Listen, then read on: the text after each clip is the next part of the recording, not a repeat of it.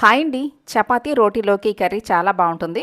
First ప్యాన్లో oil పోసి oil heat అయిన తర్వాత పోపు దినుసులు వేసుకోవాలి. ఆవాలు, జీలకర్ర, పచ్చెనపప్పు వేసి వేగిన తర్వాత కట్ చేసుకున్న ఒక ఉల్లిపాయ, 2 పచ్చిమిర్చి వేసి ఇందులో 1 స్పూన్ అల్లం వెల్లుల్లి పేస్టు, కరివేపాకు వేసుకుని వేగిన తర్వాత సన్నగా కట్ చేసుకున్న 3 టమాటాలు వేసుకోవాలి. కర్రీకి సరిపడా సాల్ట్ వేసి ఇప్పుడు ఇందులో చిటికెడు పసుపు, ధనియాల పొడి 1 స్పూన్ వేసి అంతా వేగిన తర్వాత 1 నిమిషం పాటు ఉడికించుకున్న బఠానీ వేసుకోవాలి. ఇప్పుడు ఇందులో 1 స్పూన్ కారం వేసి ఉడికించుకున్న బంగాళదుంపలు వేసుకోవాలండి. బంగాళదుంపలు మీడియం సైజు కట్ చేసుకుని వేసుకోవాలి. టీ గ్లాస్ నీళ్లు పోసి కర్రీని ఉడికించుకోవాలి. ఇలా ఉడికిన దాంట్లో కొంచెం కొబ్బరి పొడి, కొత్తిమీర, పుదీనా చల్లుకోవటమే.